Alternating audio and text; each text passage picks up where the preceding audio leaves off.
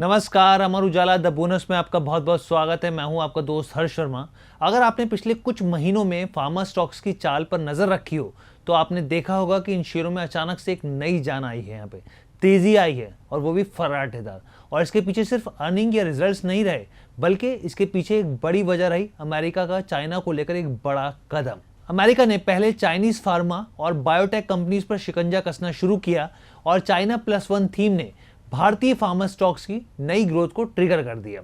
लेकिन अब कहानी और आगे बढ़ती हुई दिख रही है, क्योंकि ट्रम्प एडमिनिस्ट्रेशन ने या फिर कहें ट्रम्प ने, उनकी नज़र में अगर आप देखें तो सिर्फ फार्मा और बायोटेक पर नहीं है, बल्कि अब उस सेक्टर पर है जिसे आने वाले दशक की सबसे बड़ी ग्रोथ स्टोरी माना जा रहा है, यानी कि एआई और डाटा सेंटर्स। अमेरिका अब चाइनीज डाटा सेंटर कंपोनेंट्स और खासतौर पर जो ऑप्टिकल ट्रांस रिसीवर्स हैं उनके ऊपर रोक लगाने की तैयारी कर रही है। यानी कि सवाल सिर्फ इतना ही नहीं है कि अमेरिका चाइना को कितना नुकसान पहुंचाएगा, बल्कि असली सवाल यह है कि चाइना की अब जगह कौन लेगा अगर इस तरह की स्थितियां देखने को मिलती हैं।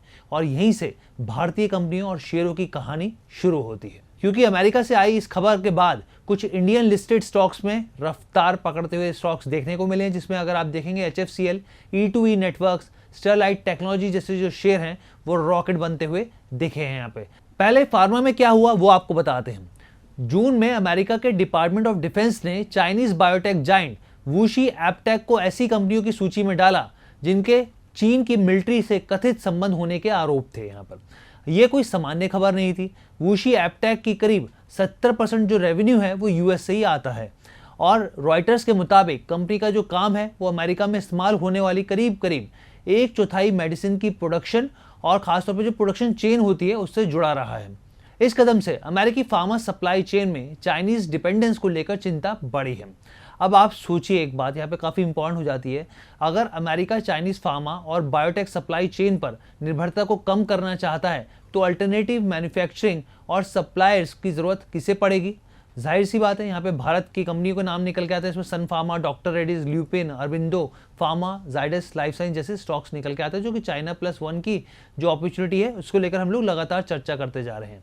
अब यहाँ पर देखिए, कॉशियस भी होना यहाँ पे ज़रूरी है यहाँ पर, क्योंकि हमारे जो चाइना है, चाइना पर अमेरिकी रिस्ट्रिक्शन का मतलब ये नहीं है कि पूरी तरीके से बिजनेस जो है वो रातों रात शिफ्ट हो जाएगा भारतीय कंपनियों की तरफ, और रेगुलेटरी अप्रूवल्स जो हैं वो, या फिर मैन्युफैक्चरिंग कैपेसिटी कहें या फिर प्राइसिंग जो है उसको लेकर लगातार जो फैक्टर्स है वो बदल जाएंगे। इसमें बहुत सारे फैक्टर्स जो है वो काम करते हैं, इस पर आपका फोकस रहना चाहिए।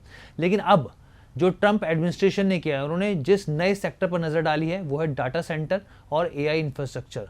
खबर क्या है, काफ़ी इंपॉर्टेंट है, समझिए इस चीज़ को।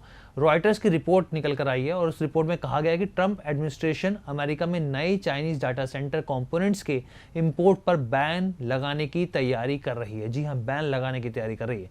फेडरल कम्युनिकेशन यानी कि FCC जो है वो नए चाइनीज ऑप्टिकल ट्रांस रिसीवर के इंपोर्ट पर रोक लगाने के मेजर्स पर काम कर रही है, जो कि रॉयटर्स के हवाले से खबर आई है।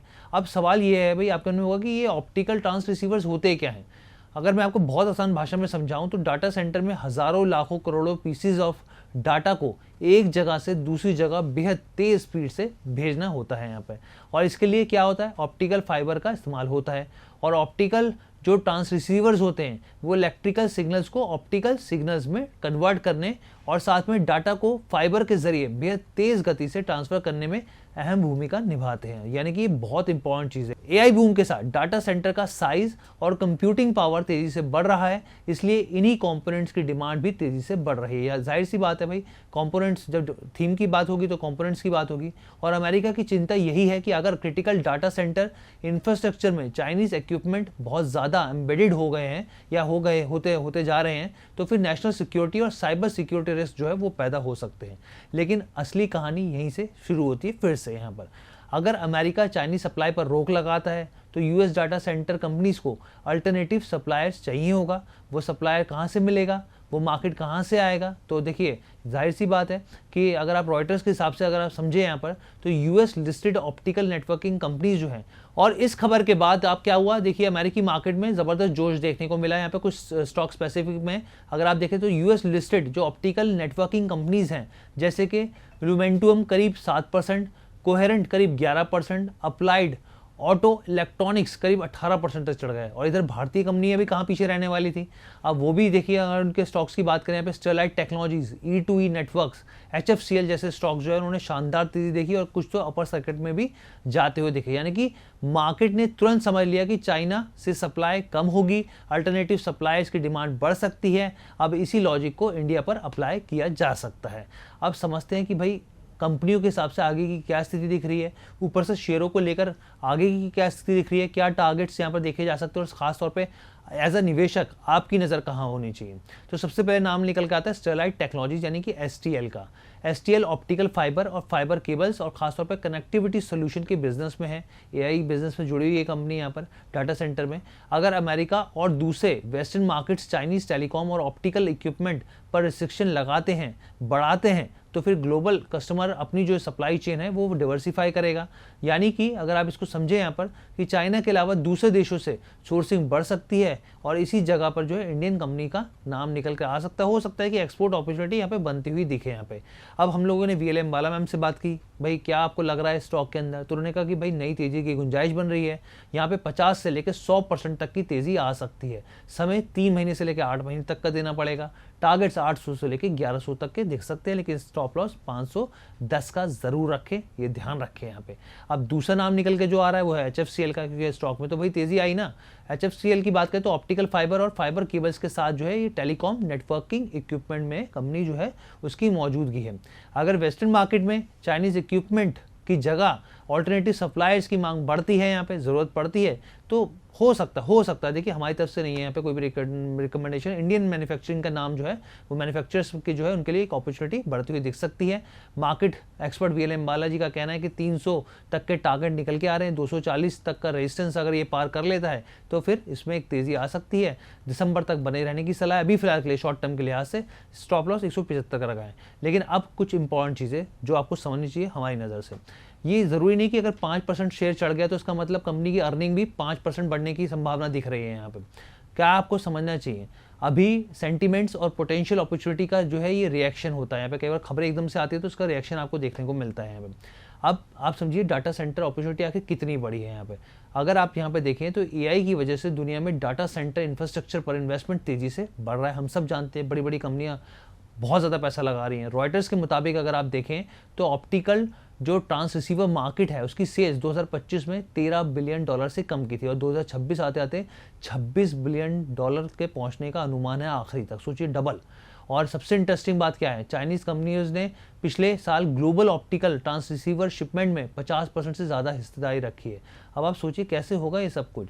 अगर आप यहाँ पे जोंगी इनोलाइट अकेले एक कंपनी है जो करीब 28% ग्लोबल मार्केट शेयर रखती है। यानी कि अगर अमेरिका चाइनीज सप्लाई के लिए मार्केट एक्सेस रिस्ट्रिक्ट करता है तो ये छोटा बदलाव नहीं है, ये ग्लोबल सप्लाई चेन को फिर से रीअरेंज करने की कोशिश है। लेकिन मैंने फिर वही वाली बात कही कि सब कुछ रातों रात नहीं हो सकता, इतनी बड़ा मार्केट शेयर है, कैसे चेंज हो जाएगा एकदम से। क्या इंडिया को यहाँ पे पूरा फायदा मिलेगा या फिर नहीं मिलेगा? अब यहाँ पे देखिए इन्वेस्टर के नजरिए से सावधान रहने की जरूरत भी है, क्योंकि ऑप्टिकल ट्रांस रिसीवर मार्केट में सिर्फ फाइबर केबल बनाना ही पर्याप्त नहीं होता है। इसमें हाई स्पीड ट्रांस रिसीवर्स में advance component technology, manufacture scale, research and development capabilities भी काफ़ी महत्वपूर्ण होती है। और इसलिए ये सिर्फ फ़ायदा सिर्फ अगर आप इस हिसाब से देखेंगे कि 1-2-3 कंपनियों को, तो इस हिसाब से नहीं होगा। और ये भी कहना बहुत जल्दबाजी होगा कि चाइनीज़ सप्लायर्स की पूरी मार्केट जो है, शेयर जो है वो एकदम से भारतीय कंपनीज़ में बदलता हुआ दिखेगा, तो ये बहुत ज़्यादा जल्दबाजी होगी। इसके अलावा अगर आप एक और चीज़ समझें यहाँ पे, जो कि रॉयटर्स के हवाले के मुताबिक है, जो प्रपोज रिस्ट्रिक्शन है वो अभी तक फाइनल नहीं हुई है। FCC इसे मॉडिफाई या फिर इसको बढ़ा घटा सकता भी है। अगर रिस्ट्रिक्शन सिर्फ नए मॉडल्स पर लागू होती है तो फिर आप ये समझिए कि इमीडिएट रेवेन्यू इम्पैक्ट तक ही सीमित रह सकता है यहाँ पर। तो ये चीज़ समझने वाली बात है यहाँ पर। अब मैं आखिरी बातों पर आऊँगा। एज ए इन्वेस्टर आपको क्या समझना चाहिए, क्या ध्यान में रखना चाहिए अगर आप किसी कंपनी को फॉलो करते हैं? तो अगर मेरे हिसाब से समझेंगे तो पूरी थीम में इन्वेस्टर को 4 चीज़ों पर फोकस करना चाहिए। वो 4 चीज़ें कौन कौन सी हैं?